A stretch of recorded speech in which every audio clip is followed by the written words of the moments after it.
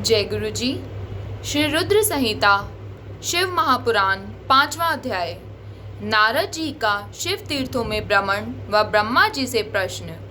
सूत जी बोले, महर्षियों, भगवान श्री हरि के अंतर्धान हो जाने पर मुनि श्रेष्ठ नारद शिवलिंगों का भक्ति पूर्वक दर्शन करने के लिए निकल गए। इस प्रकार भक्ति मुक्ति देने वाले अनेक शिवलिंगों के उन्होंने दर्शन किए।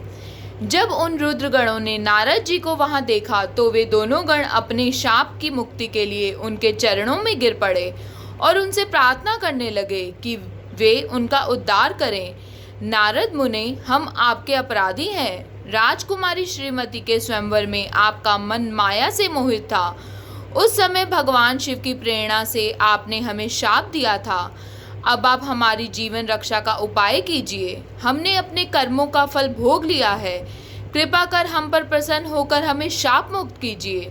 नारद जी ने कहा, हे रुद्रगणों, आप महादेव के गण हैं एवं सभी के लिए आदरणीय हैं। उस समय भगवान शिव की इच्छा से मेरी बुद्धि भ्रष्ट हो गई थी, इसलिए मोहवश मैंने आपको शाप दे दिया था।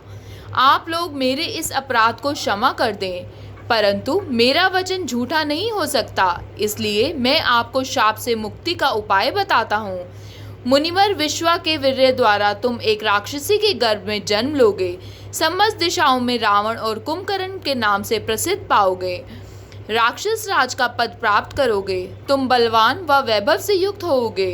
तुम्हारा प्रताप सभी लोकों में फैलेगा।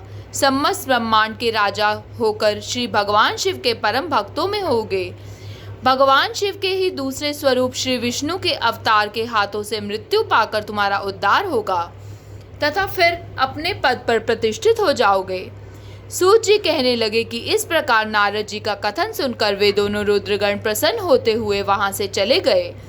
नारद जी भी आनंद से सरोबार हो मन ही मन शिव जी का ध्यान करते हुए शिव तीर्थों का दर्शन करने लगे। इसी प्रकार भ्रमण करते करते वे शिव की प्रिय नगरी काशीपुर में पहुंचे और काशीनाथ का दर्शन कर उनकी पूजा उपासना की। श्री नारद जी शिव भक्ति की भक्ति में डूबे हुए उनका स्मरण करते हुए ब्रह्मलोक को चले गए। वहां पहुंचकर उन्होंने ब्रह्मा जी को आदरपूर्वक नमस्कार किया और उनकी स्तुति करने लगे। उस समय उनका हृदय शुद्ध हो चुका था और उनके हृदय में शिव जी के प्रति भक्ति भावना ही थी और कुछ नहीं था। नारद जी बोले, हे पितामह, आप तो पर ब्रह्म परमात्मा के स्वरूप को अच्छी प्रकार से जानते हो। आपकी कृपा से मैंने भगवान विष्णु के महात्म्य का ज्ञान प्राप्त किया है एवं भक्ति मार्ग, ज्ञान मार्ग, तपो मार्ग, दान मार्ग तथा तीर्थ मार्ग के बारे में जाना है, परंतु मैं शिव तत्व के ज्ञान को अभी तक नहीं जान पाया हूँ। मैं उनकी पूजा विधि को भी नहीं जानता हूँ, अतः अब मैं उनके बारे में सब कुछ जानना चाहता हूँ।